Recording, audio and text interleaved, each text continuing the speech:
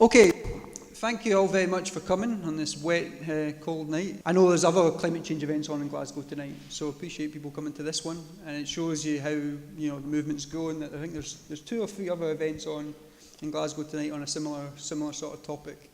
My name is Ben Ray. I'm the editor of the CommonSpace digital media site that's hosting this event. If you don't know, commonspace.scot is a site we do a lot of coverage on the climate emergency. And if you want to know more about the site, you can talk to me at the end. We also take articles, opinion pieces. It's kind of a grassroots media site, so we want your opinion as well. So we encourage everyone to get involved in the site. So tonight, we're going to be talking about climate emergency, but specifically what we want to talk about, is that too loud by the way, or is that okay? Specifically, what we want to look at is how we're going to turn what is kind of the new age of rhetoric, where all the politicians are on board with the language of climate emergency, Green New Deal, net zero by 2045, how we're going to turn all that into actual action, things happening now, because we don't have any time to waste. We've got 10 years, I think 50% of all global emissions have got to be reduced by 2030, according to the IPCC. So it's a rapid change in the nature of our economy and society needs to start happening now. So it's kind of a discussion about what is to be done, about how we move forward, not what the problem is, because everyone in this room knows what the problem is. Not even so much what the solutions are, but how are we going to move this, what we all believe needs to happen forward within the next 10 years. Let me introduce the panellists for tonight. So first to my left is Caroline Rance, is Friends of the Earth Scotland's climate campaigner and is working around the climate bill, the new climate bill that's currently making its way through Parliament. And then we've got Dr. Anna Fisk, who is an activist with Extinction Rebellion Scotland, who I'm sure you're all well aware of. It's one of the new movements that has managed to get the climate issue up the political agenda in the UK. And then furthest to my left is Iain Black, who's a professor in marketing at the University of Stirling. And Iain's the author of a recent report to the Scottish Government examining the evidence underpinning its climate engagement strategy. So Iain's going to talk to us about what sort of kind of messaging we need to reach people and how we change ideas on climate change. So first, Caroline, I'll just start with you. So I'm going to ask the panellists some questions, and for maybe about half an hour, and that will leave us plenty of time to have an open discussion with everyone from the floor. Caroline, just start on what you think. Awareness of the issue is going up the agenda. We know that it's becoming a bigger political issue for people. But what needs to change? How do we need to start changing people's mentalities towards the issue? Not for activists, but for most people in the UK and Scotland. What is this big shift that has to happen about how people need to think about living in a climate emergency, what that means? So I guess I would change the question. Okay. It's a good start, isn't it? I actually don't think that it's the vast majority of people in Scotland whose minds that we have to change. I think the people that we really have to change are the people in power. And so we have to really focus our efforts, use this amazing movement that Anna and people in XR and climate strikes have been driving up the agenda, use that movement and garner all of this energy and all of that momentum into the political system, into the power, into the fossil fuel industry. They're the people who have got the chance to change this. They're the people who will make the decisions. So that's where I would channel my energy of this movement. We need, yes, loads of people to come with us, but we actually don't need to win everyone round to our way of thinking to get the change that we need to see. We need to tackle the people in power. That's interesting. That provides a point of kind of debate right from the off. Anna, what do you think about that? Yeah, I was kind of agreeing very much that actually the politicians are quite behind actually the wider public consciousness on this now, I think. But then I was thinking that still, because of the entrenchment of the systems that we're living with and that we're dealing with. We do need to not just get enough people to know that something needs to happen, but to get them prepared to take action, to demand that something does happen and that things change in the radical way that we need them to. And Iain, obviously this is part of the work you do is on engagement and that sort of thing. So how do we reach people, and is it important that we do reach the majority of people? Can I just start? I often get really embarrassed when I get described as a professor of marketing because people then think I'm part of the problem. I see marketing as just a set of amoral persuasion tools, and they can persuade you, for example, to stop smoking. So the most successful marketers that have been in Scotland ever have been Gerard Hastings, who stopped behind a lot of the anti-smoking campaigns and made a huge difference to that. So I'd like to see that I'm not there to this shyster selling all sorts of plastic rubbish, but I'm using the tools of persuasion, understanding people, and persuasion, but this time to persuade them not for us all to die in a climate emergency that we can't predict. I mean, no, I'm sorry for the no point of departure here. Absolutely see that the people we have to persuade are a relatively small number of government ministers, government people that we can focus our energies on, because we don't have enough time to try and persuade everybody else. We don't have enough money to persuade everybody else. For every pound that's spent on saying don't do something, but live a different way, consume differently, the marketing industry is spending millions in the other direction. So one of the things I would, for example, that we need the government to do is to demarket marketing. So we're not bombarded with consumption messages all the time, but they're the ones who can do that. So no, I think that I would absolutely agree that this is for the time we have left, this is a governmental issue, primarily, and then it can get more complex after that. Let me play, even though I'm chair, let me play devil's advocate then. So Naomi Klein, who's a writer on climate change, argues that the sort of change we need to society, the scale of change we need is the only comparison is like a war economy. Like we need to galvanise the whole of society and shift it towards this aim of radically reducing emissions in a very short space of time. How can you make such an enormous change, right, as that, without galvanising and inspiring more people? Just speak up. Is this one still? How can you galvanise that sort of change at that scale without bringing people on board? And we live in parliamentary democracy. Politicians respond to voters. They don't just respond to voters, but the party respond to voters. How can we galvanise that sort of change without a kind of revolution in the mindsets of people in society?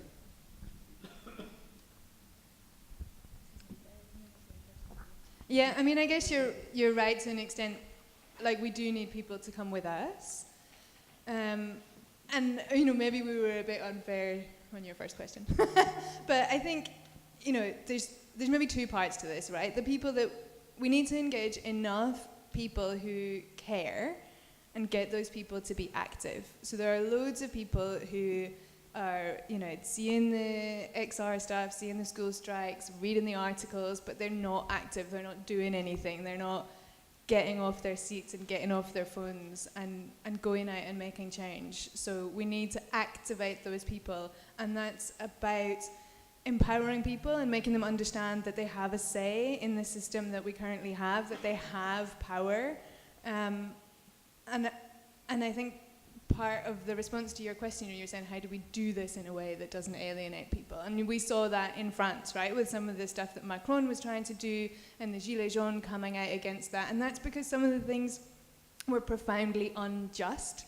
It was things that were hitting the lowest earners and letting the richest completely off the hook.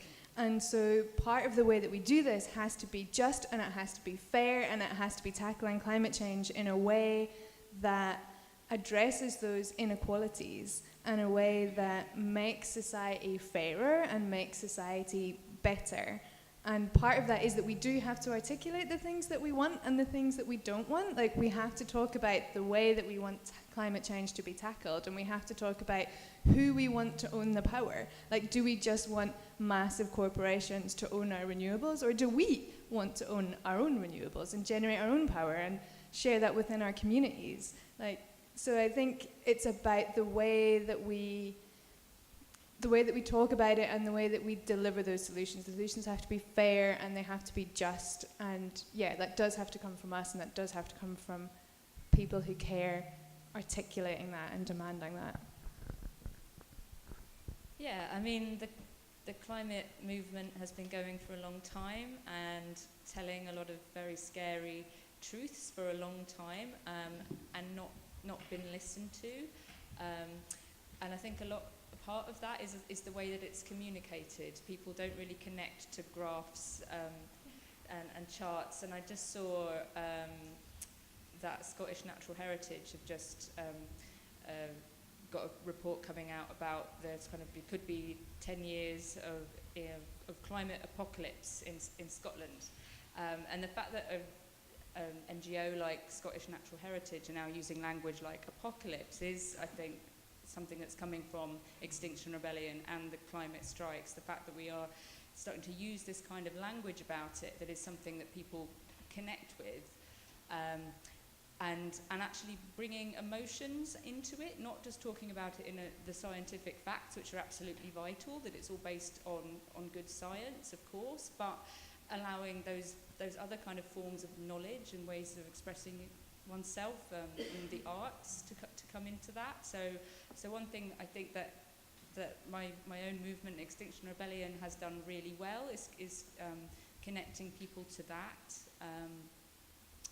And part of that is also allowing, because people, you see these endless headlines and you just don't know, you just want to give up, you just feel entirely hopeless if you really connect to that truth.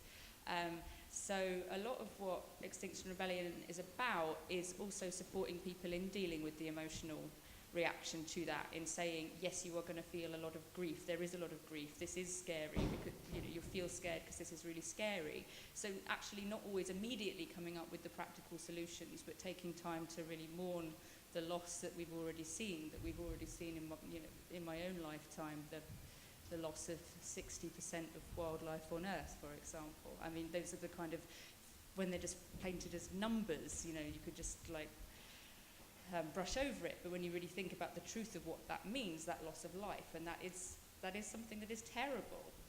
And yes, so I think acknowledging the terribleness of it is a way that can disempower people, but can also make people think, I've really had enough. Like when I first heard that report, I was like, why aren't we all out screaming in the streets? And then I heard of Extinction Rebellion, and I don't scream in the streets, but I'm out in the streets quite a lot. And so yeah, it was that kind of emotional connection that I think is really, really important as well. I'll just take you back to if you don't mind, the way that you described that at the start. So as one of the academic groups, I'm a member of the International Sustainable Development Research Society group.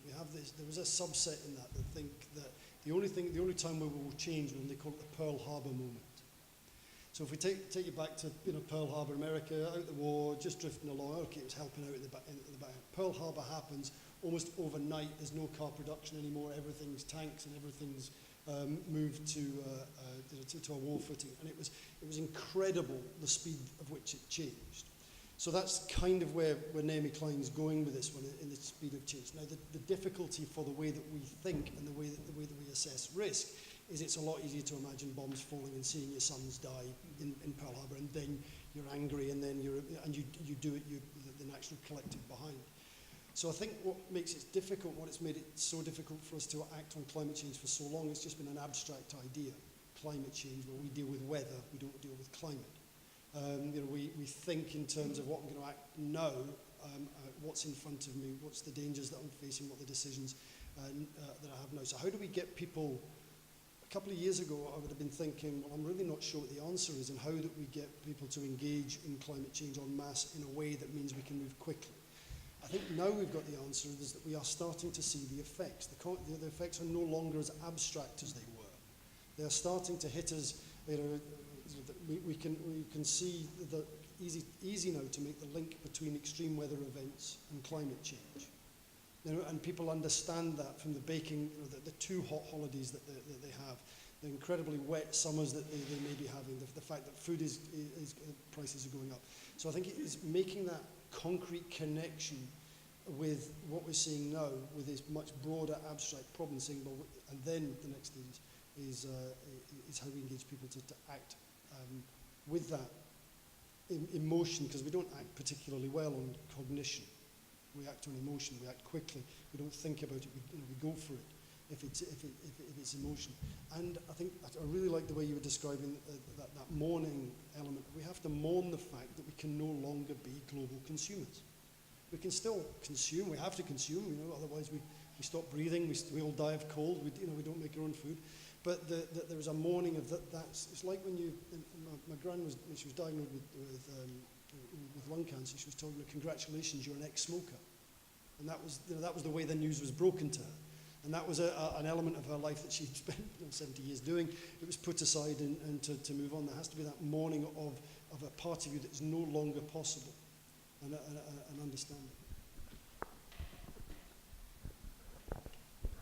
So one of the, I think one of the things about the moment that we're in is, as I kind of said at the start, everyone's talking about climate emergency and using all the buzzwords. How do we, in terms of demands that we put on the government, how do we get to the next step? How do we go from targets and, this is an emergency, this is what we need to do. How do we get to saying, you need to do this now within this time frame? What's the next step for pressuring the government to take action?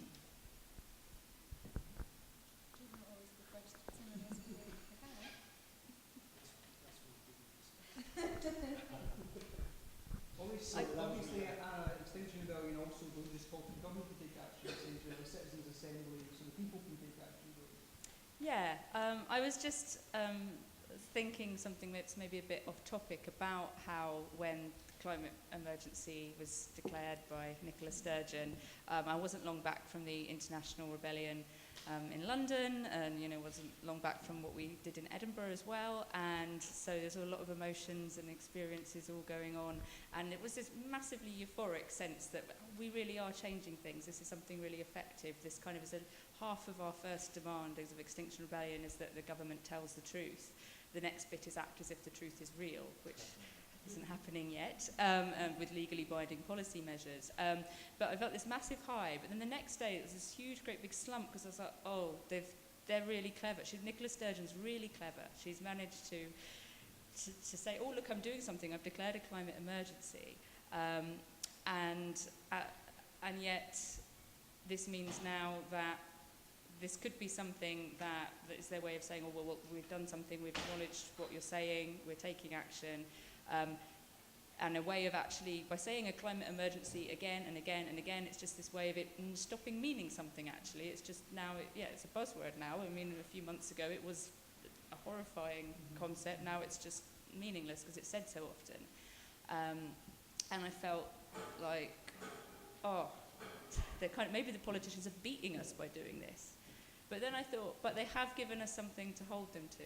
And that's it. It's taking that, saying, you've said this, what are you doing about it? And for us to keep coming back to them and demanding that more and more.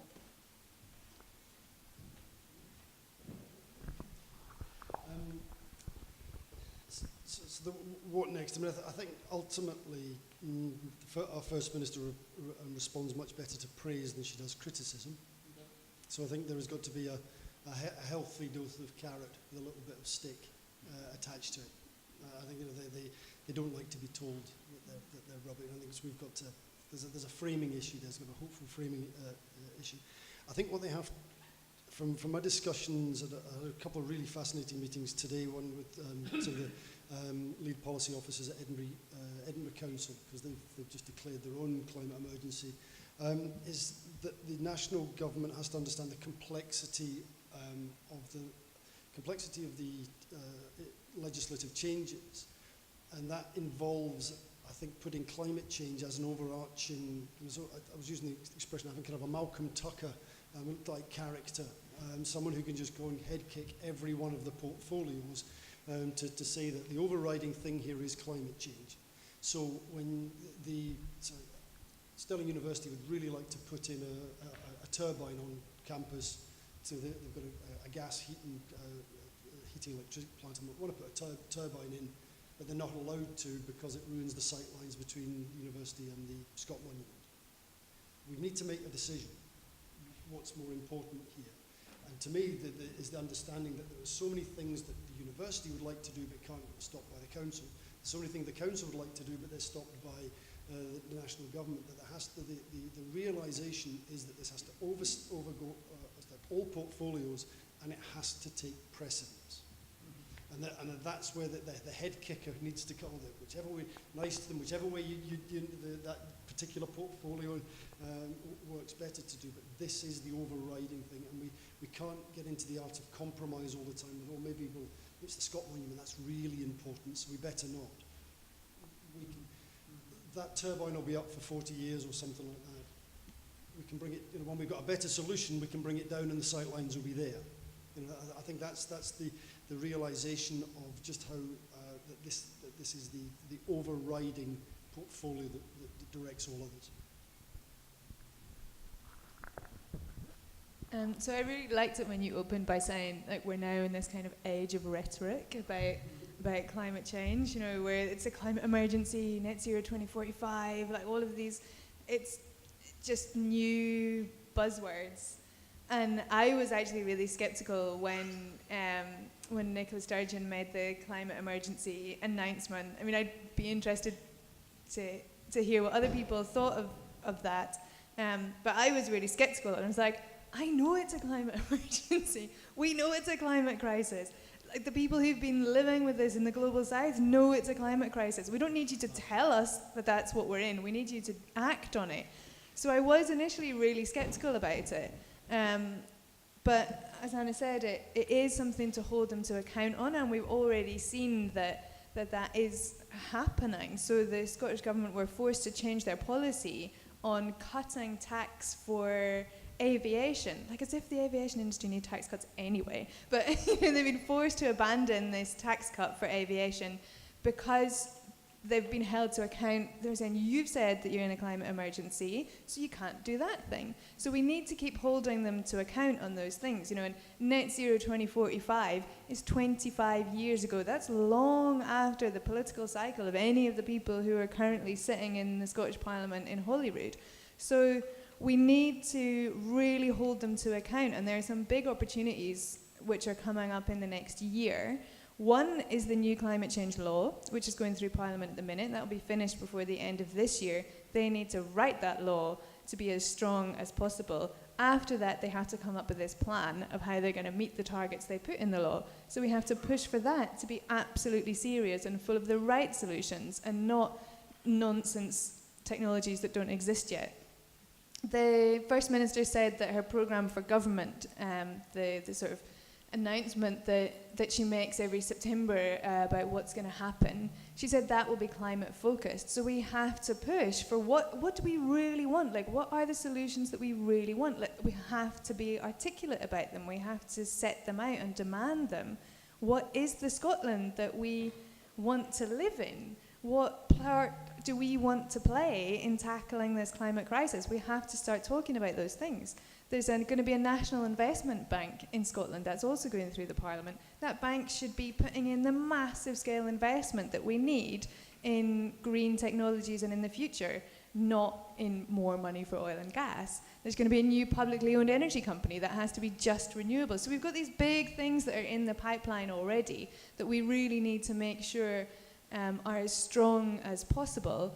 But I think you said, like, how do we do it? And I think who is we? And do we, we don't all have to play the same part. So some of us, Friends of the Earth, for example, we'll be doing research and policy work and looking at the solutions and coming up with the things that we want to see, but those are not made politically palatable, if you like, if it's not for people like you all getting in touch with your representatives or taking to the streets or demonstrating.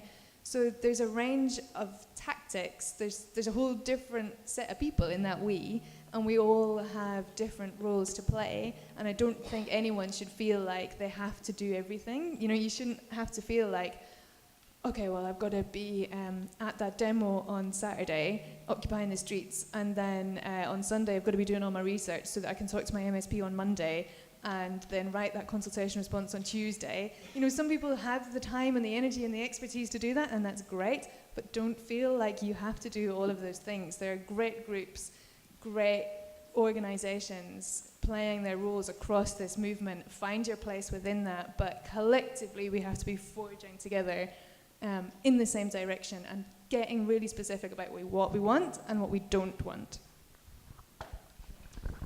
Anna, one of the pieces we did in CommonSpace this week, you were quoted in it.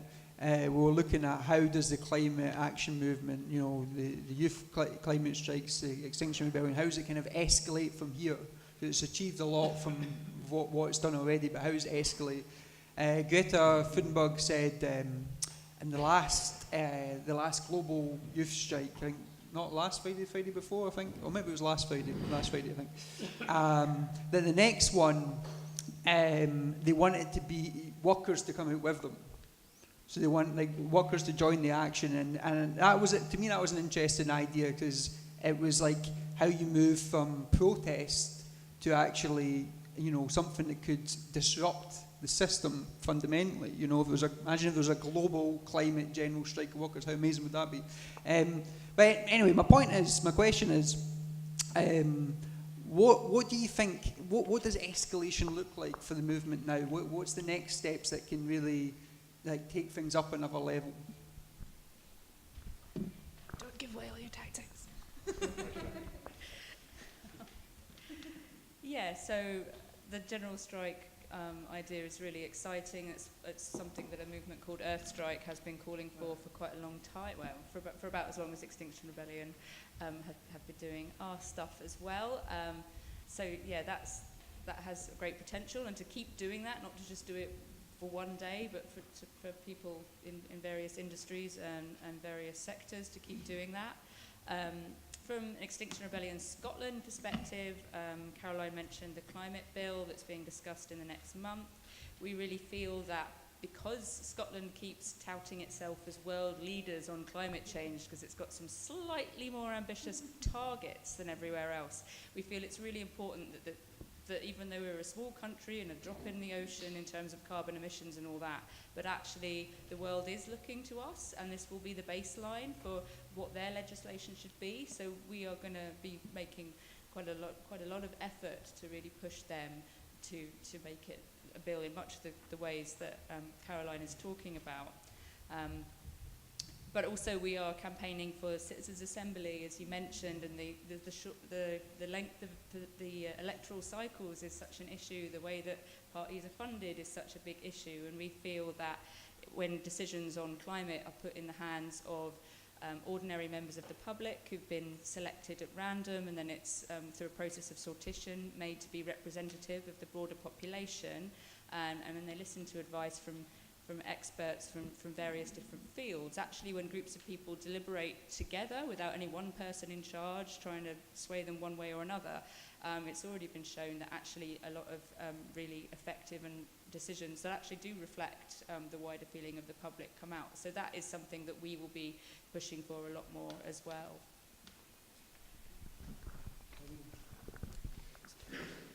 So I'm going to maybe talk at a couple of levels. First of all, I think one of the key things about moving this forward for Extinction Rebellion, but for all of us in here, is to provide political cover and political cover for Nicola Sturgeon and for the leader.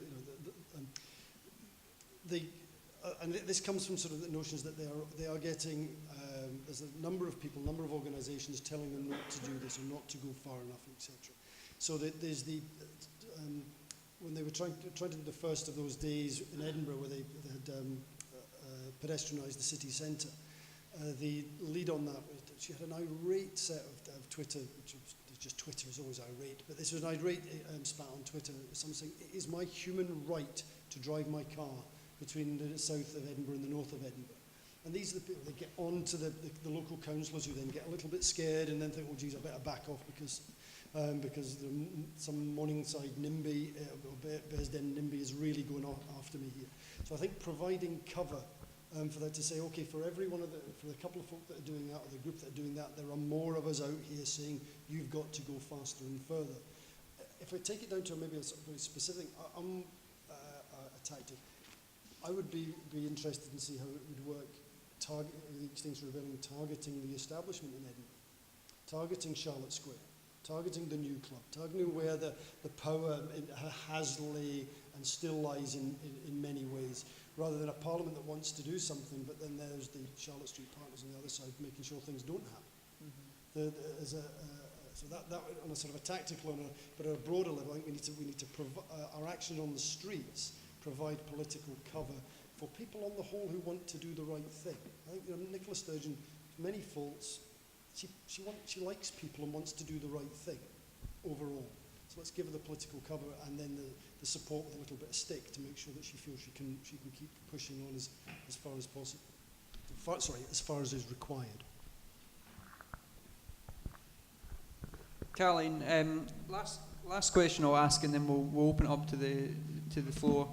You mentioned this, one of the earlier answers about Gilets Jaunes in France, and that was a rebellion ostensibly against a green tax, which Emmanuel Macron had got rid of a wealth tax and replaced it with this tax. What are the kind of pitfalls and cul-de-sacs that would be a mistake for the climate movement to kind of go down and focus on? What would be like the wrong direction to go in? I've mentioned that one, but I'll mention one other as well. I was watching the news at lunch, and I saw Hugh Fearnley-Whittinghall has got a programme on tonight about, and it kind of seemed to me it was about kind of guilt-tripping people into being good at, doing the recycling.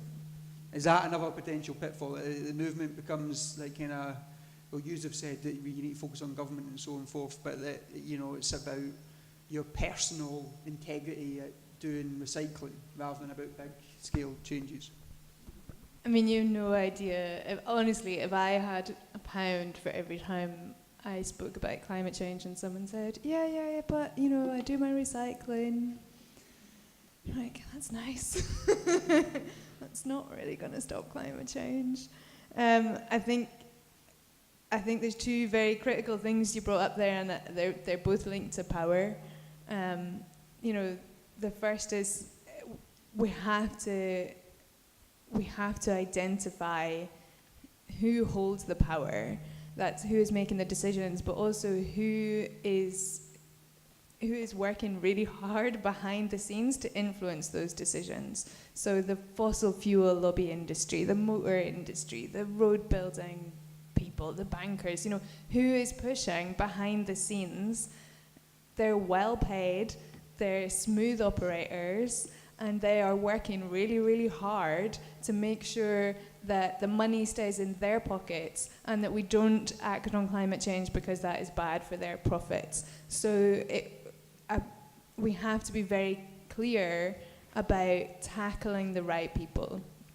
And a pitfall is definitely, and it's something that the NGOs and the climate movement, parts of the climate movement have been doing for a really long time, is making it seem like it's your fault because you drove here, and it's your fault because you didn't bring a bag for life to the shop the other day, and well, you had a beef burger. And that's not why climate change is happening. Climate change isn't just it's not just an environmental problem. It's not just a product of extraction and burning fossil fuels. It is a symptom of the system which is based on extraction, it's based on exploitation, it's based on on keeping power and money in the hands of a few small people at the cost of the rest of us and at the cost of the planet. So I think that's one. I think another one is to be really careful about the language and the imagery that we use. Something that is really easy to fall into is this idea of climate change as a future problem, because it's not going to happen, like we're not going to feel the most devastating effects here in Scotland for a really long time, frankly, compared to lots of other people who are living on the front line of climate change right now. So we have to talk about it as the genuine, serious issue that it is now today for people like us who are just happen to live in other places, and also to make sure that that we don't speak for those people. Like, we have to amplify what they're saying. There are many absolutely phenomenal campaigners in the global south, in other parts of the world, who are standing up and talking about their experiences and challenging power and talking about the damage that fossil fuel industries are doing right there on their doorstep. And we have to share their stories and not just kind of speak on behalf of them. It's like, oh, those poor people that are, you know, having this done unto them. Yeah, they are, but they're fighting back, and we have to take the lead from those people in some of the things that we say. And that's the same thing as sort of imagery as well. Like, you know, we talk about this being the planet and wildlife. It's people and it's lives and it's communities and it's homes and it's real life, and we have to get better at portraying that and not making it seem abstract, like someone mentioned earlier on. But I think there's so many. And I think another one is just about keeping going and being able to choose the right targets, not just swinging from one thing to another, and then actually in 6 months' time, everyone's absolutely exhausted and we all fall down in a heap and just stop. It's taking the time to reflect on what we're doing. Is it working? Is it right? Are we going after the right target? Did that work? Why not? Like, picking up, renewing, and going again. So yeah, it's a combination of tactics, time, language, imagery, and the target, making sure we're always on the right target, the people in power. Yeah, I very much agree with everything that you said. And I think especially I was just thinking of all these kind of really theoretical, not theoretical, but maybe more external to me issues of what the pitfalls might be. And then, the issue of burning out is something that's always very present for a lot of us already, people that have been doing it for a long time. That's a recurrent one. And because it feels so urgent, we feel like we have to do everything all the time. So in Extinction Rebellion, this concept of having a regenerative culture, a way of working with each other and looking after ourselves and looking after each other, that makes sure that doesn't happen as much as we can, that we can keep going, is really important. But what completely agree that I think it's going to be a massive pitfall for the climate movement if all we talk about is your children, or look at the children and forget about the people who are dying right now, and forget about the people, Indigenous people, who've been at the front line for this always. I also think a lot about actually the poor in Scotland, the poor in Glasgow will also be the most affected by crisis, because it's people living in poverty who always are. And actually I think a lot of the rhetoric that comes from the mainstream media when they're challenging us, when they say, oh, you just want us to give up our nice holidays, people won't like that. Actually, lots of people never get any nice holidays. Lots of people never get out of Glasgow. There's a really great initiative that's just been launched called Enough, which I was really, really interested in everything that they were saying. And thinking about the kind of deep adaptations that we need to make to our ways of thinking and to our lives. And they were talking about restoring new and better ways of living together, and about growing resilience to dealing with the changes that we need to make, and about relinquishing a lot of things. And I was like, yeah, I totally get that, but there are so many people who the idea of, oh, we have enough just isn't true for them. It really isn't. And actually it's about recognizing that the system that is killing our planet is also one that has very few people being very, very rich, a lot of us living really quite nice lives, but also a huge amount of people being very poor, and I think that's something that the climate movement has done and is doing now, including my own movement, is failing to engage with people who are in poverty now, including people working in the industries that we're asking to change radically, immediately, without listening to them, without talking to them. So I do think things like joining up with the labour movements more, becoming very much a movement of movements, is what we need to do. I'm finding my answers getting longer and longer because there's always brilliant ideas that come from the other people. Can I say that? So on the issue of sort of wrong directions, one of the things that the research is fairly strong on, that people will move quite radically if they know it's fair, that there's no way of opting out, that somebody can't buy their way out of this radical change. So as long as people know that the requirements are equally distributed across them, people will chip in order that someone in Monaco can get out of it. I think some of the things that we've got to avoid doing, and this is where I think it's really difficult for Extinction Rebellion and for the way that we talk about it, because there's kind of two responses that when we realise there's not very much time left, there's not very much of a thing left. We can either take a lot of time and we really savour it and we protect it and we take our time to enjoy it, or we just go, oh bugger it, it's competitive, I'm going to get mine, and you consume more quickly. So I think it's got to be careful that we don't put people off to say, look, I can't do this.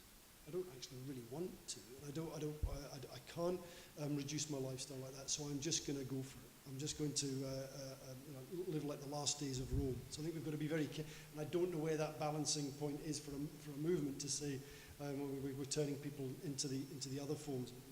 I think that point about degrowth is really important.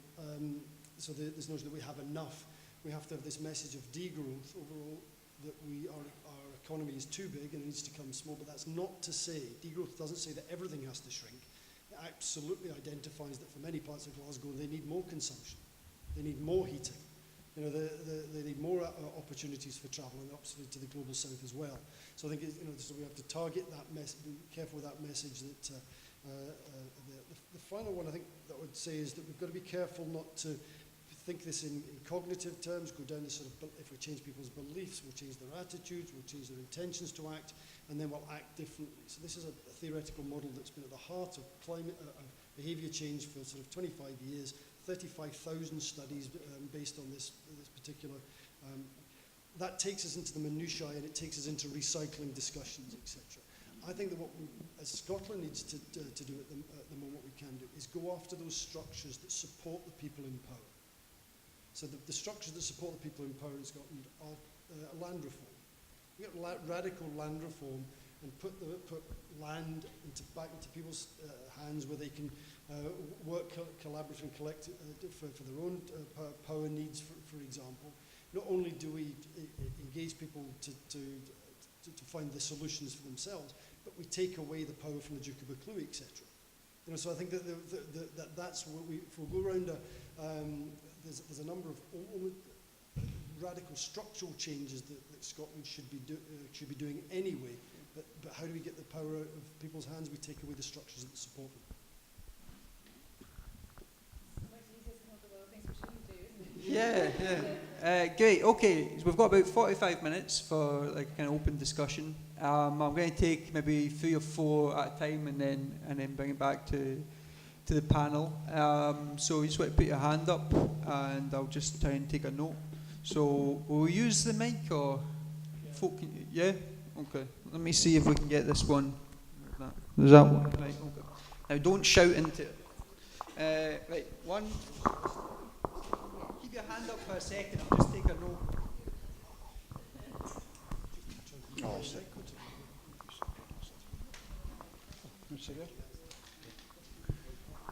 Yeah. I'm an extinction rebel, and I feel more enthusiastic or more optimistic than I've done for many, many years. You can hear a but coming. The one issue, the biggest issue, and it has not come up here at all, although Anna very nearly got to it with her last words, is that we produce carbon like no other place in Europe. We, along with the Norwegians, produce huge amounts of hydrocarbons, and we need to address that.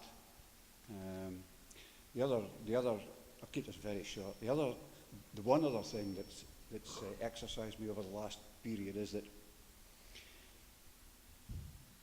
anger is also a reasonable emotion. I watch my new granddaughter being angry. It's a perfectly valid emotion.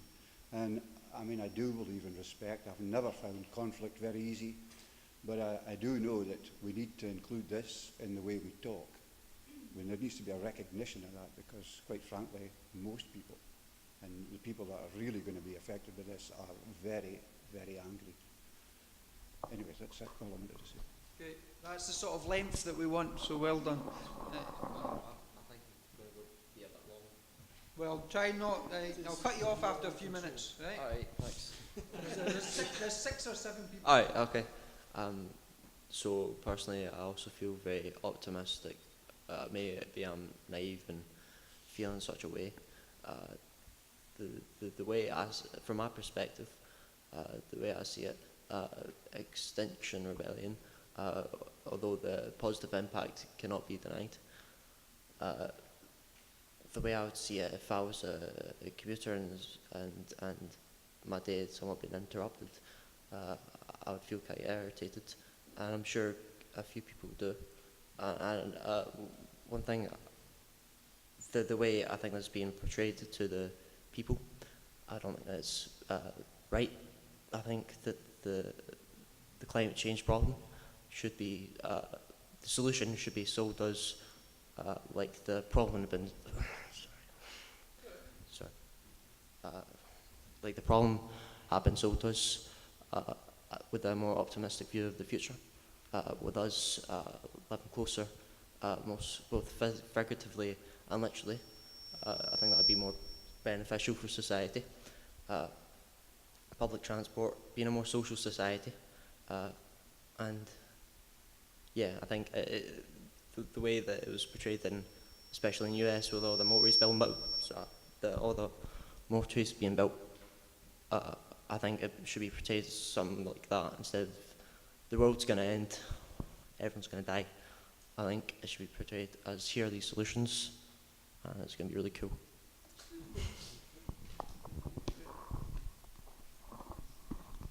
One of you said, I can't remember, it might even have been Ben, that we need to be clear about what we don't want.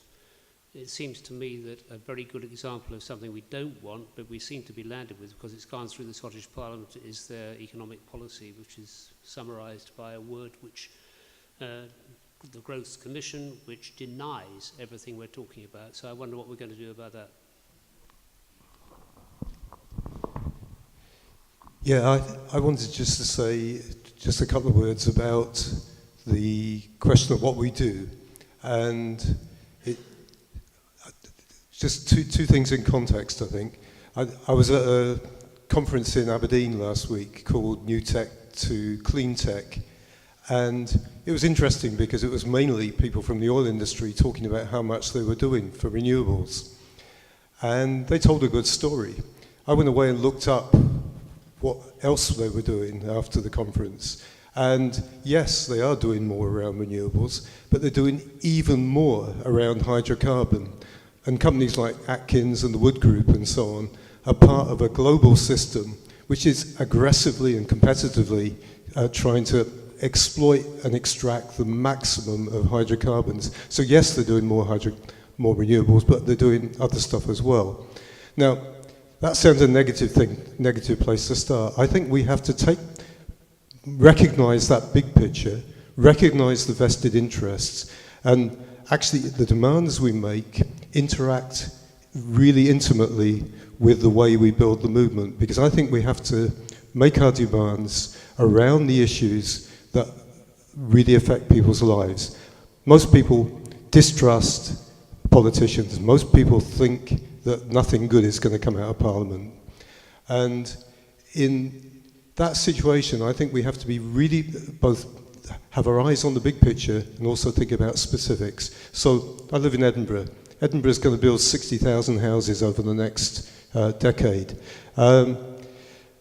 none of those houses at the moment is going to be a passive house. It's not even on the agenda. We have to insist that that's done. It's actually just a matter of changing building regulations. I think we need to redefine what we mean by rebellious. Rebelliousness has to cut across all of our lives and intersect with all, there are many, many people campaigning over housing and poor housing conditions. We need to link up with them. Climate change is not separate from what they're campaigning over. It ought to be tied together. So we need to name what has to stop. INEOS has to go into public ownership because it has to be part of phasing down hydrocarbons rapidly over the next 10 years.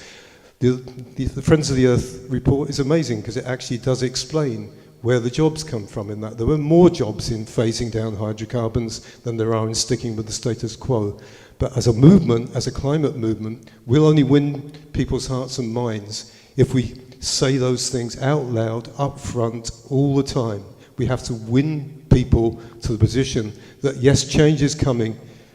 There's two kinds of change. There's change represented by Bolsonaro and Urban and actually Macron as well, people who want to keep the status quo. And there's change that's democratic and grassroots, and actually that politicians will end up not being able not to listen to. And that seems to me the way to pose it. So I don't think demands and movements are separate. Building the movement is about what kind of demands we make. I can think of lots of demands, but we as a movement have to debate them democratically to decide where we put our efforts. Let me take a couple more and then we'll bring the audience.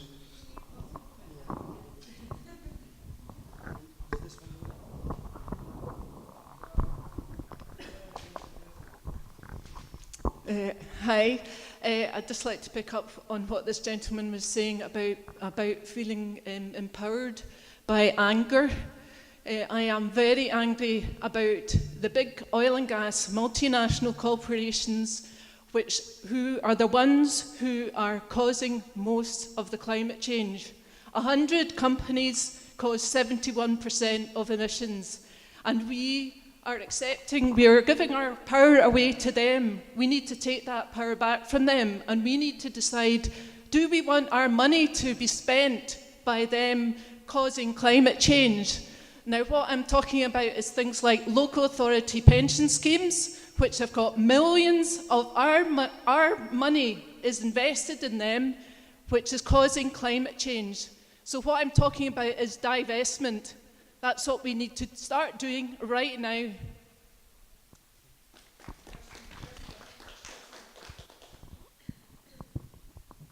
One, two. Right, cool.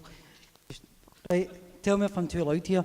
I've got a point and a question to make. I'm a supporter of the Revolutionary Communist Group, and we've been organising our support for the climate protests under a slogan that capitalism is extinction and socialism is survival, because ultimately the system that we're living under depends on not less exploitation of the natural resources and what we've seen so far, but actually more.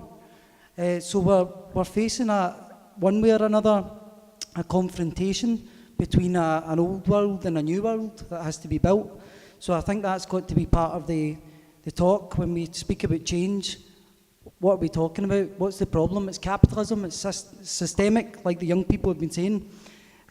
Socialist Cuba is an excellent example of what's possible when you've changed that system, when the natural resources, when the power of society rests with the people, and everybody can look at the amazing sustainable development achievements that Cuba's been able to make and is still going on to make.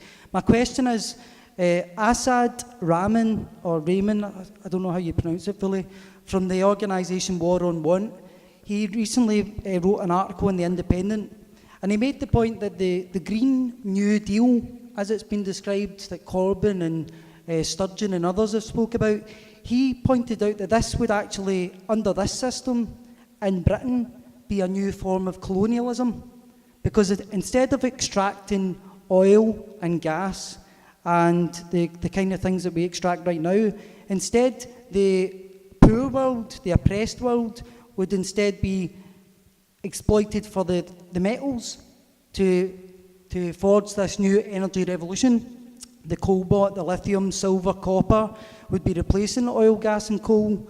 So how does the panel feel about that when somebody says that this idea that Britain can solve its own climate problems at the expense of the rest of the world, or feel like we're solving our own problems? You know, it's obviously a global issue. So how does the panel feel about that? A new form of colonialism and the new Green Deal? If I could just maybe ask a question of the panel that's more on a local level, really. I'm interested and obviously agree with everything you're saying about focusing on the people who have power and the organisations who are powerful. But I'm also interested in what you're saying about we and how the person in the street, how do we keep it to the front of their mind on a daily basis that climate change is an important issue? And just to give an example, yesterday I had the good fortune to go to an 89th birthday party of my father-in-law, and we were speaking about smoking. And he remembers the days when a packet of cigarettes had on the front, "This is good for your throat." And it's taken us 60 years to move in that, and that's only one way of getting to people, but it's about looking at all the different levels of keeping people and organisations and politicians aware.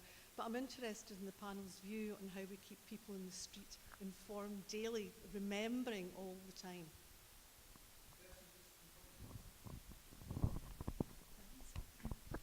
Just a couple of points. Short points. One on a macro level and one on a micro level. People feel that they're very de-skilled these days, so skill sharing would, especially on a practical level, would empower people to feel that they could make a change in their own societies, in their own communities. I come from a very countryside area, and I'm thinking of, we've been, at the moment, are faced with a fracking thing down in Lincolnshire. But if the community gets together, like in Bolson or places like that, then they would be able to form other ways of doing things, being a community, but they would have to be skilled, and they would have to share, especially the practical skills, to make them feel that they could generate their own solar power and wind turbines and things like that. So skill sharing it would be important. But the other thing is, you talked about growth, and that's so important. We're so wedded to the figures about always growing, that the economy should always grow. So we feel that we've got to be busying ourselves and just working away, because otherwise there's no growth in society, there's no growth in the GDP. But instead, so we're terrified of just letting the sun shine, the tides come in and out, the waves doing the work for us, and just sitting back and saying, you know, this is a certain amount of free energy once we've set it up. So we have to get rid of this idea of constant GDP growth.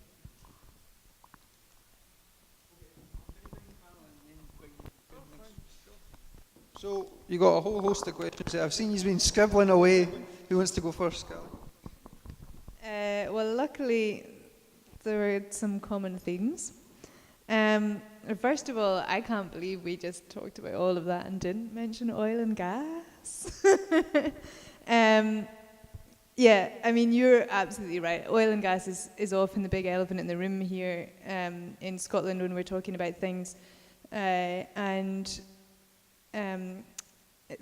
Friends of the Earth report was mentioned.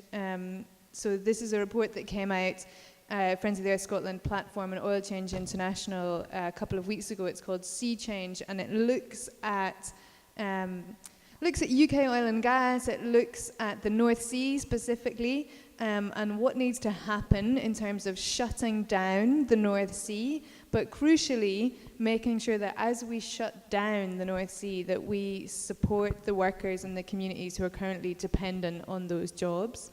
And kind of one of the things that came out of the report was that there are already 5.7 billion barrels of oil in operating oil and gas fields in the UK, right? That's oil and gas fields where we're already drilling out of the ground.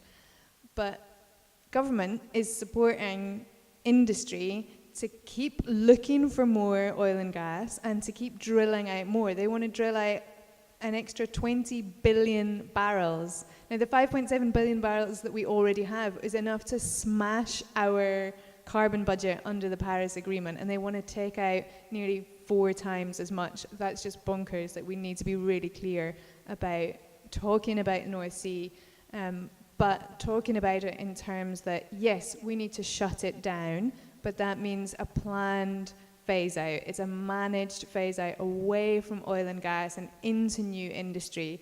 And that has to be backed by massive investment. And one of the things that was really interesting in this report is that if with the right policies, the right investment, the right government support, clean industries could create 3 new jobs for every 1 job at risk in the current oil industry. So that's a huge boost for Scotland, for manufacturing, for local communities. That's really, really important. And the point that Isla made about divestment is also really important. Like, it's not just that we're accepting that these companies are damaging, I mean, they're not just damaging the climate, they're also not great for workers' rights, they're not sharing their profits. We're not just accepting that, but we are funding that. We're funding that through subsidies. The government is still subsidizing these industries, and we're funding that through pension funds, through church investments, and divestment is a really, really powerful tool. You do all have on your seat a little flyer for divestment campaign. And I think how many others? I think maybe I'd just like to come in on there was a linked point which was about economic policy, about growth, about capitalism, and I think we're all absolutely clear that the system as it is, and business as usual, and fiscal policy as it stands, we can't continue with business as usual. We need radical changes to the economic system. We need changes to the way that we value our society, and we crucially need to change where the money is going and be putting large-scale investment into things that deliver public good, not private profit, but public good. I think that's something that most people, unless you're a very rich person with a lot of shares, is going to agree with, and we really need to be speaking more articulately about what that means. And sometimes we march under these banners of system change, not climate change, but we have to be clear about what are the systems that we want to change and how do we want to change them. I'll probably just go with the emotional elements, which might not come as a surprise to people who know me. So this idea of anger being a powerful force, I thought was a really interesting question, because it is one as Extinction Rebellion is so firm on the total non-violence in terms of complete respect for everybody that you encounter. So the kind of angry chanting, even that you might find in some marches, generally try to keep that down and keep encountering everybody, including people acting in very oppressive ways, with respect. But I was thinking it is anger that keeps us going, but in a way, but it's that. And that anger is often, it comes from love, and the two move in and out of each other quite often. So often when we're taking actions, it needs to be the love at the forefront, but when we're doing the really thankless tasks like research or trying not to be angry with people on Twitter, you get the energy from anger there, so that's really important. But also what you were saying about optimism, and actually this idea that we would be losing things by giving up endless consumption, it's a very certain way of looking at life and thinking about growth in terms of GDP rather than human flourishing. And actually, if we could reimagine living in much less consumerist ways, where we are making things ourselves, growing things ourselves, this reskilling and skill sharing that you were talking about, it is actually a vision for a better world. And I do know people are a lot more optimistic than I am about that this is going to work. Really think like maybe the climate crisis is going to be what saves us. Actually, it's what's going to enable us to really resist against the capitalism that is choking so many people, so many lives.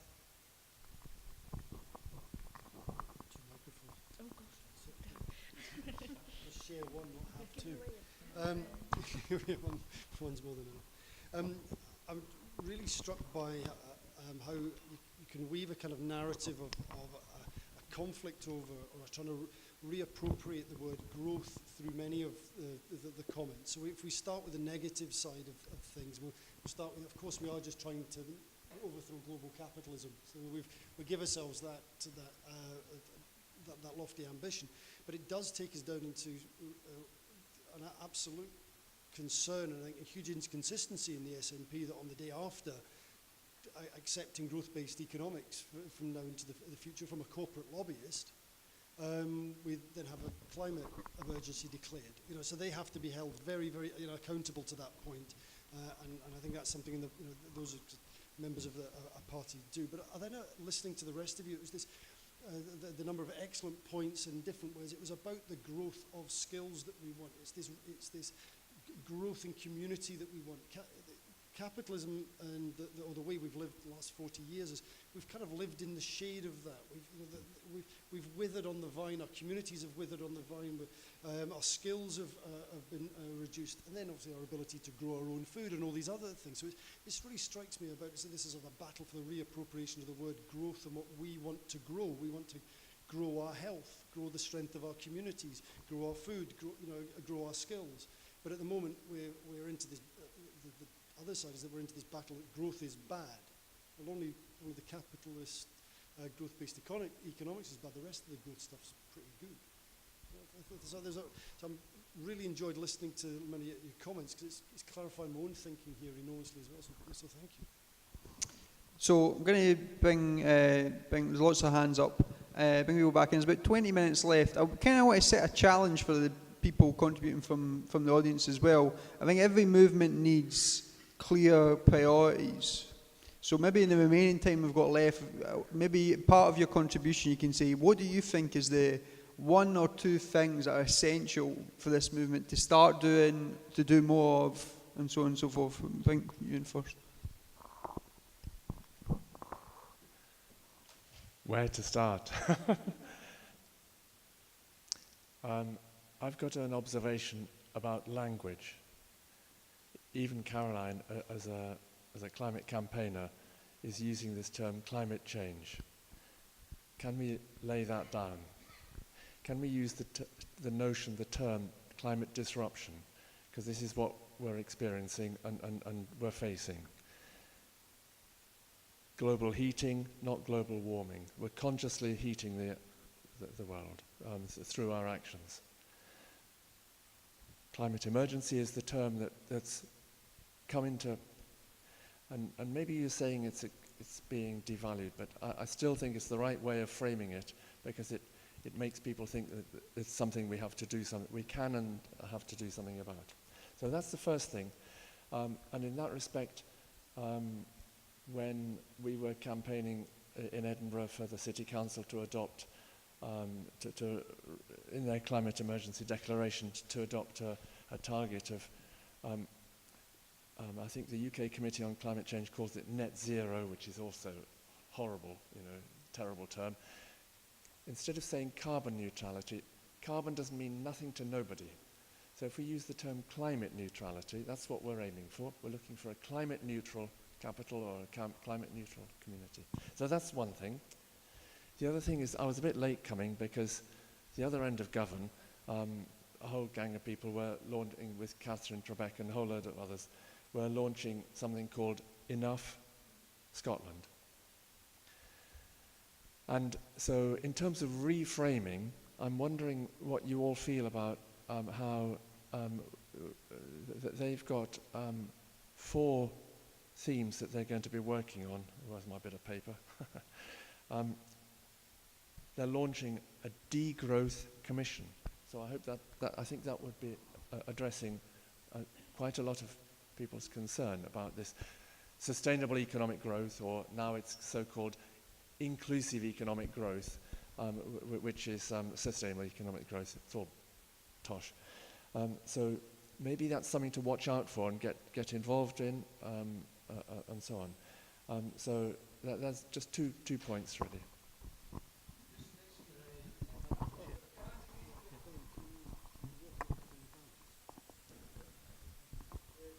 Can I make up just a couple of points about connections, interconnectedness? Because it seems to me that it is important how we frame it, that we're 7.2 billion humans on a small planet on which we're wholly dependent. And personally, I don't want to disconnect climate crisis, whatever, from the other ecological crises. Species extinction, the pollution of oceans, land, and the air, the rate of extraction of resources from the planet, as my friend at the back spoke about, the cost to other people of our new demand for more lithium and cobalt and all of these things for electric vehicles and so on. So again, we're transferring the problem elsewhere. But it does seem to me, I wouldn't poo-poo the person who says, well, I'm recycling, because it's all interconnected. And I think it's very important that there's that sense of moral integrity. I mean, Greta Thunberg began by converting her parents to lifestyle change. They got the message from her that they had to live differently. And it starts from the personal and becomes political. You see, oil and gas they would say, is based, it's supply and demand. Who's demanding it? We are with our cars. People expect their gas-fired boilers, the central heating. It's all demand-driven. So until we're prepared to rethink the way that we live, the system will not change. There's a symbiosis there between the capitalists, as it were, providers, and we who demand these products and services. So it's all connected up. I mean, I'm lucky, I live in a passive house. For God's sake, why do we still have our antiquated building standards? They should have changed, a decade and more ago. We're still building to the same old, out-of-date building standards that demand gas central heating, which we're told will be obsolete in 10 years, right? So we need to get our act together. It's all joined up, whether it's building standards, it's because someone mentioned about rights and freedoms, the right to drive a big gas guzzling car, the right to heat your home as you choose or overheat it, and so on. So it's all connected. You can't just blame I agree, blame the capitalists and the multinational corporations, because they would say they're feeding a demand. So it's both ways. And so it does call for actually a huge, in a very short period of time now, a huge transformation. And that's my last point. We need this great transformation. But the big ideological debates always get started right near the end of the event. Just person over here.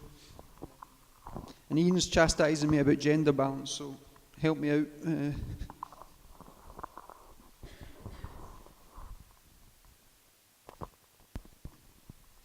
Hello everybody, and thank you to the panel. Sorry, I didn't jot down your names, so I'll just refer to you by Extinction Rebellion Friends of the Earth. And sorry, the man at the end. Hi. Right, I'm going to try and stick to Ben's brief, because I could talk all night. I read till 3 o'clock in the morning.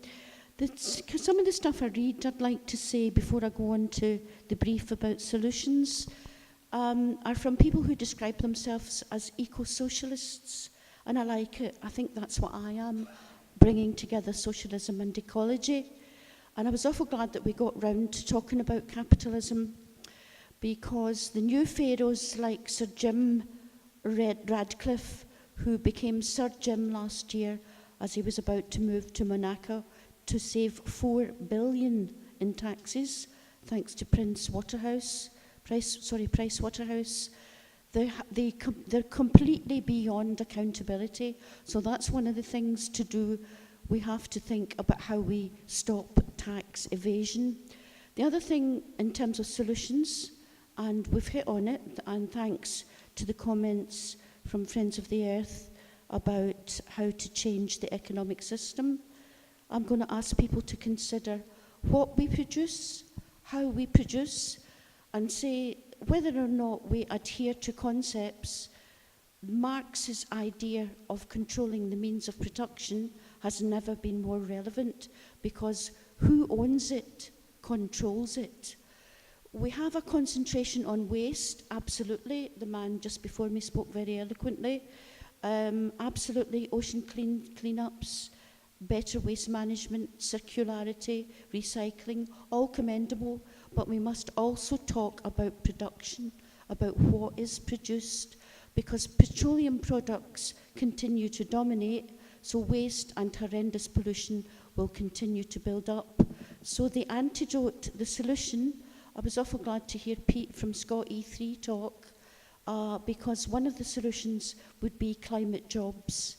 The antidote to privatisation, which has wrecked our railways and wrecking, thanks to Virgin Care, Richard Branson suing the NHS for breaches of contract, ruining privatisation of water.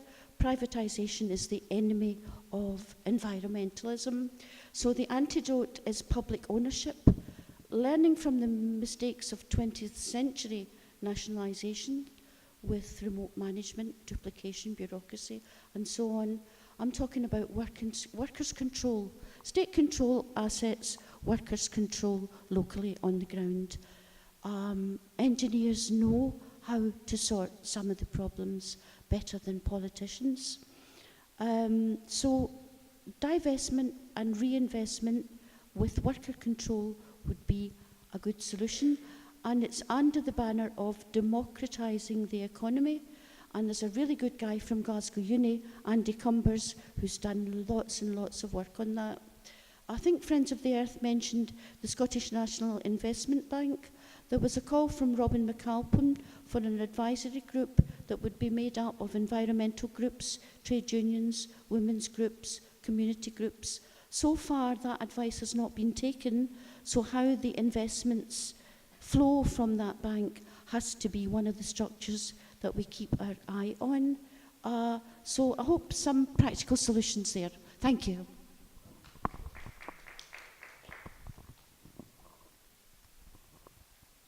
I just wanted to go back to the point that someone made earlier about the fact that demand for fossil fuels is a big problem, because at the moment we're all demanding fossil fuels for our cars, for our boilers, for our heating. So as my question is to all the panel, but mainly to Caroline, in the climate bill that's currently being formed, is there anything there to address how we can actually transfer that demand to being for electric cars and to being for green energy in the form of perhaps government incentives, reducing the price of these things for a start, but also, scrappage allowances and, things that are going to be able to enable the public to make these greener choices.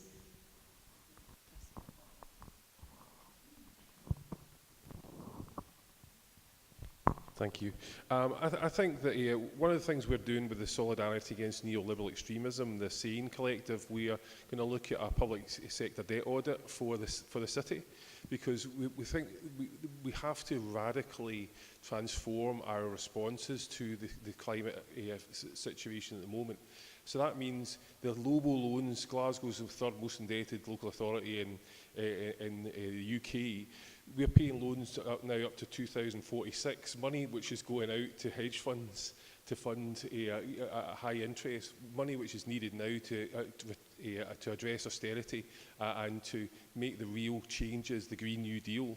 So I would personally be looking to call back the MSP's demand a new election at the Scottish and the UK government and at local government level, and be looking to put people who are willing and able to put in real responses to the climate emergency. Because essentially what we're doing is just business as usual. We're setting up a committee to sit and have a talk about climate emergency, and then we'll see how we go. It's too late for that shit. And someone has to be really upfront in saying it. But at the moment we haven't got a coherent counter plan. The Green New Deal is about the best we've got, but it's much deeper and it's much more urgent than that. And while Extinction Rebellion are doing a great job of starting that conversation. It still has to go further, it has to go deeper. And I think people, us in that room, can be part of that process. Cheers. Following on what you've said, it's what the councils can do as well. And Glasgow City Council at the moment has got a consultation out, which ends tomorrow, but it's about what they want to do about climate change. And it might be just good to put things in on the hope that this can actually make some suggestions. The second thing is this debt, and it's in terms of mitigation, and that goes back to the land reform. And we cannot get land for growing in Glasgow because of the debt. And so the good land is all apparently mortgaged in terms of the debt that's there.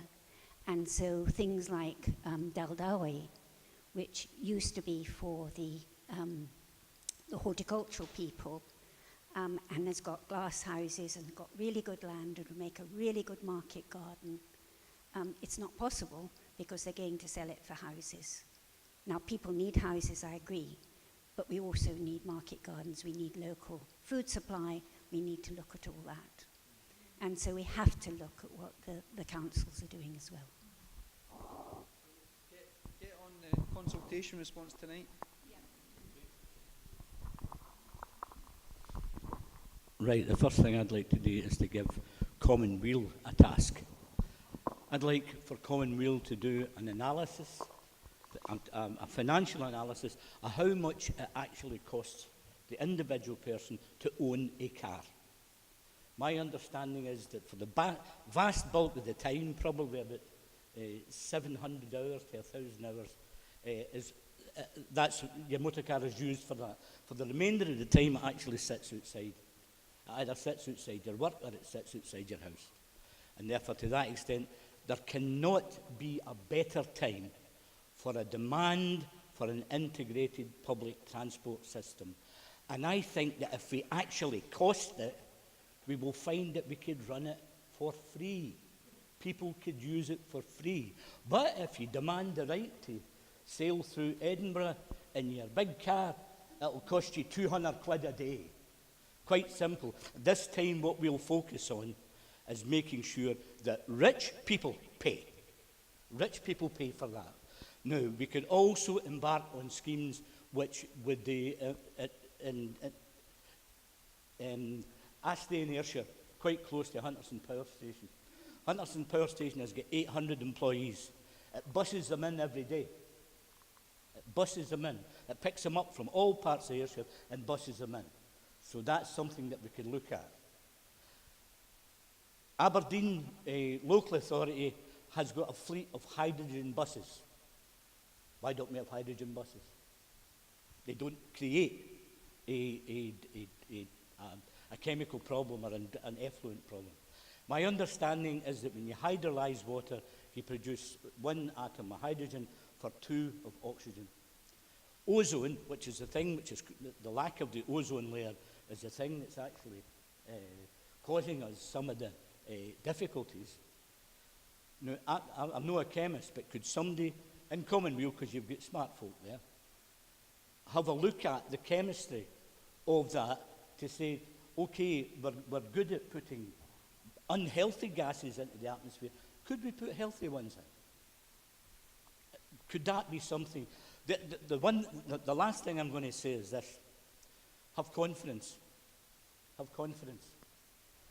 This problem is, if the ladies will excuse the sexism, is a man-made problem. I'm sure they'll actually agree with it. Right? And therefore, it is resolvable. It's man-resolvable. We cannot allow people to think that this is irreversible. Armageddon's on its way. We cannot allow people to think like that. We must say we are an intelligent species and we will not voluntarily go into the night without a fight. Thank you. So just, I think, if you try to pick maybe one thing each, or one or two things each, just to round up. I will take David's criticism about saying climate change and not climate breakdown or climate disruption. I think the words that we use are important. I've been speaking to a guy called Ralph Underhill. He's been working with George Monbiot and coming up with this list of alternative ways that we should be saying things. And the Guardian newspaper have recently, on the work that he and George Monbiot have been doing, have kind of issued a new standard to their journalists to say, we don't say climate change anymore, we say climate breakdown. And we don't say fish stocks, we say like fish populations or whatever. There's a whole load of them. But yeah, the language that we use is definitely important, so I take David's criticism. But sometimes it's just ingrained, isn't it? Climate breakdown is one that's seems to be gaining understanding from people. But I'd quite like to come in on the supply and demand stuff. I hear this a lot, and I hear this from the industry, and I hear this from people within the industry. I mean, it's really difficult, right? If the industry says, well, people demand it. People demand petrol for their cars. They demand gas for their houses. They demand it, so the people want it. We must deliver. But what's the alternative at the minute? None of you as individuals, unless you have the ability, which is a privilege, the financial ability to live off grid, you can't make that decision on your own to say, well, actually, I don't want gas coming down this pipe into my house that's connected to my cooker and connected to my heating system. I want to turn that off, and I want to open the tap that comes from renewables. I mean, that's just not an option. Electric vehicles, they're not an option for a vast many people, because let's not remember that a vast many people don't have cars anyway, and that's why we should be looking at an integrated public transport system that works for everyone and not just for people who can afford to replace their petrol and diesel car with an electric vehicle.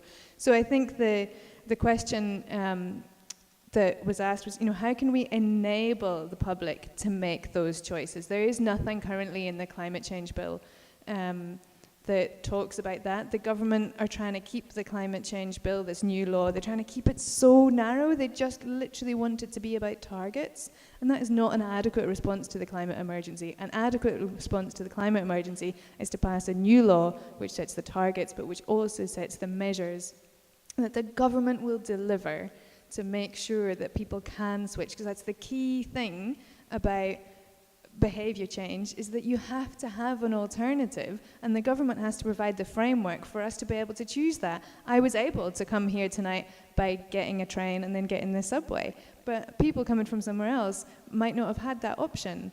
And the other thing, about passive houses and new standard houses, that's really, really important. We absolutely need to change that's ludicrous that we build new houses that don't have these decent standards, but loads and loads of people, millions of people, are living in old, drafty, leaky homes, and that's not just a climate change problem. People are living in fuel poverty. They can't afford to, they have to make a choice between whether they switch on the heating or whether they go and pay for their tea. People get health problems from living in leaky homes. We have to connect up all of these things, and the government has absolutely a key role in putting investment into retrofitting homes, in changing the energy that comes down the pipeline, so that when you turn the switch, it's easy now to turn the switch and these lights might be coming from renewables, but we need to do the same with our heating system, so that whenever you go to your boiler, that isn't coming from oil and gas, that's going to be coming from renewable heating. And the government absolutely has to make those changes so that we can make those choices.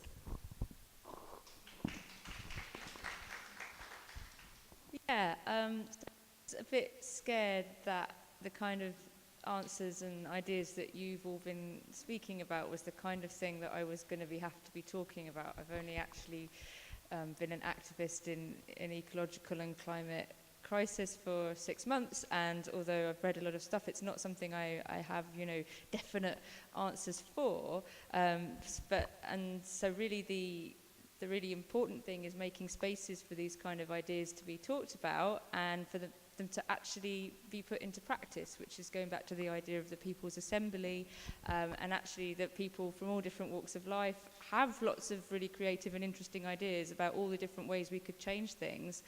but we're not really given that choice. So I suppose that's kind of what I'd want to be end with saying, that really changing the way that we do democracy actually is on a local level as well as on a national level, in order to generate these kind of solutions, I think is still just really, really important. Thanks. So, just listening in, I'm writing a climate solutions program at the moment that we're trying to put out. It's a carbon literacy program by another name, but we want it to be very solutions orientated. And one of the slides I was working on today was trying to demonstrate, and this is aimed at management organisations, managers, sorry, to say that there are lots of solutions out there. We were pushing them towards Sokolow's wedges, and we were talking, and I can't remember the name of the other one. There's 100 solutions out there. The drawdown. Thank you. So we can point people to technical solutions really well, but what I've been fascinated by here is that there's another 100 drawdown solutions that we've all been reminding of each other, and it is degrowth, low repayment, it's avoiding low more loans, it's disinvestment, it's just transitions that sit underneath and make all these other technical solutions. I think we've got to be very careful to think that there is a technical solution here, that there's magic sucking machines that will take the carbon out the air because that allows the fossil fuel industry just to continue to do what it does. But, so I think that's again, really fascinating. So thanks very much for all your ideas and helping me to sort of place things in. But I think what we can do from this is making sure that as everybody here, most people here have got a little bit of a hobby horse they like to jump on and then tell people about it, but we just keep on doing that in every instance that we have available, in every letter that we can write to our local members, to every meeting that we go to breaking the taboo of polite conversation when we're starting to talk, instead of just talking about the weather or the football or whatever you're supposed to do at these things. It's start talking about these bigger issues. Can I, just on the technical side, I don't see that this as being they're supplying our demand. Absolutely, the fossil fuel industries have made sure there is only the demand is created by them and insured by them. So I'm lucky to be in a position where I tried to come off the gas grid, and guess how much it cost me to get my gas meter taken out? 500 quid. 500. So that's a big distance. I thought, really? Jeez, I thought I was. So that stuck the repayments back for a significant time. We are absolutely very clever people, making sure that we are still stuck onto that. There, maybe I could find a little bit of disagreement here. One of the, as Ben introduced at the start, I'm just finishing a Scottish Government, a report to the Scottish Government on climate change engagement. And the line that I've been really delighted that they've picked up on is, I think the time for choice is over. We've got to stop pretending that we can enable consumers' choice to make better choices. Now, and I use this as an example. I lived in Australia when my kids were born, and my typical discussion with a 2-year-old, and really didn't want to wear clothes. Okay. So you give him the choice between the red outfit and the blue outfit, so he thinks he's got choice. So there's an element of it. But the time for being able to opt out of this, or take the slow path, or take the path that gets us to 60% reductions by 2030. We've got to make sure that choice is no longer available. That's what I've been really encouraged that the climate change team at the Scottish Government they didn't throw me out the room for suggesting that they wanted to hear that, and they wanted to see what they could do with it.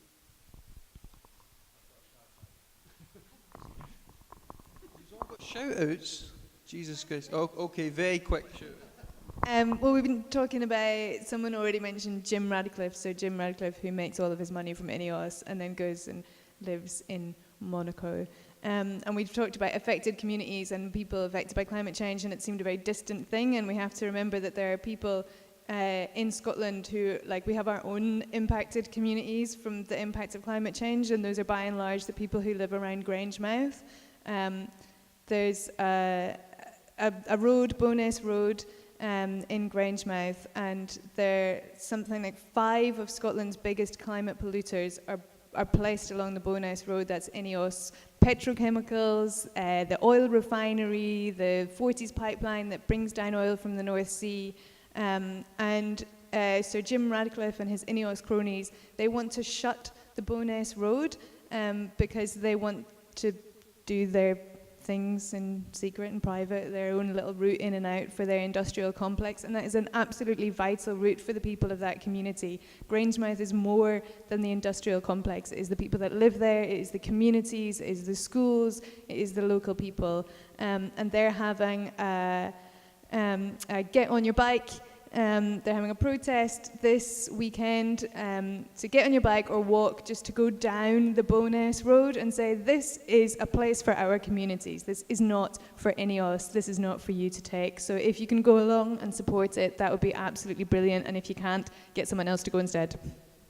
As Iain said, lots of great ideas in this room.